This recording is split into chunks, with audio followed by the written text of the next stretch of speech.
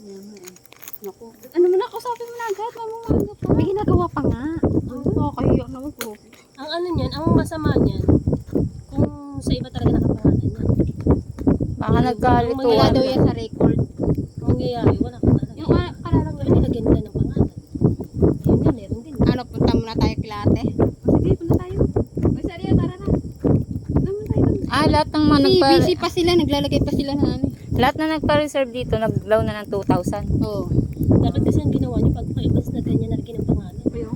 Para alam nila eh. Nagpunta na kami dito, meron ng mga ganyan. Oo, huli na nga nalaman. Baka na ano lang. Baka nga na ano na Oo, yan sa talaga. ano, sa bilas niya daw. Oo. Hindi baka nga na ano akala wala hindi sila nakapaglagay ng ganito. Baka yung kinabukasan sila naglagay na niya. Kaya akala nung kasama mo. Ewan ko, di ko alam. Ngayon ko pa lang kasi na ano eh.